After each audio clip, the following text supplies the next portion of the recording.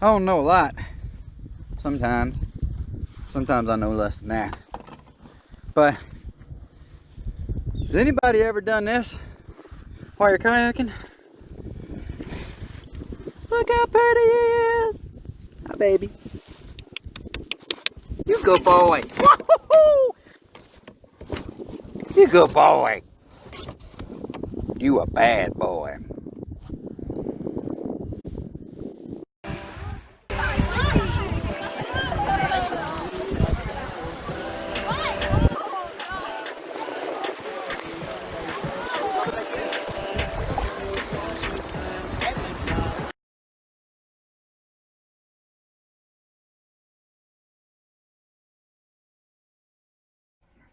Thought I'd do a quick video on how I clean sharks.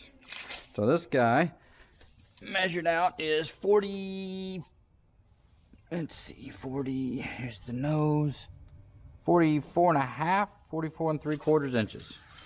So the most important thing to know about sharks is that they have what's called urea. And that's because sharks pee through their skin.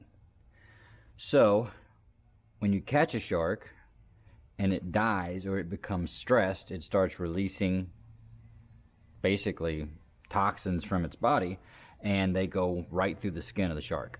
So it's very important when you catch a shark to immediately, if you know you're going to keep it, to go ahead and start the process of cleaning it.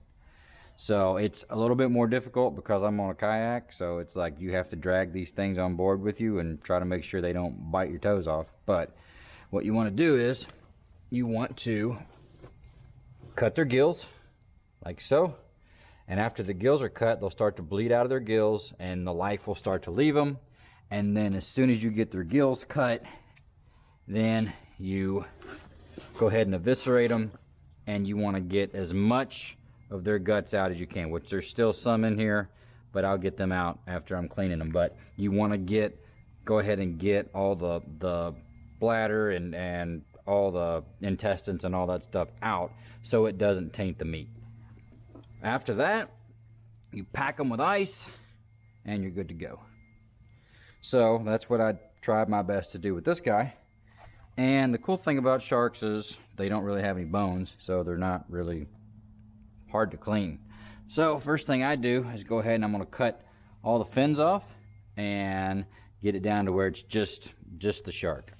So cut this off, cut this guy off.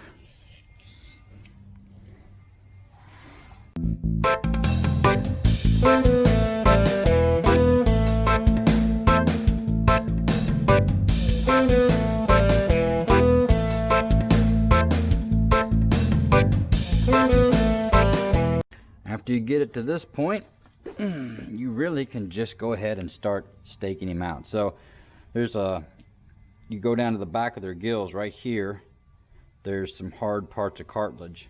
So you don't want that, so you want to go in right behind that. Start working your way down.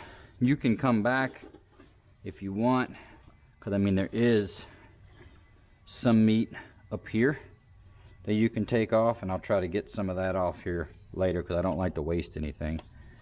But after you get that part off, you really, at this point, you just make steaks out of him according to how thick or thin you want them.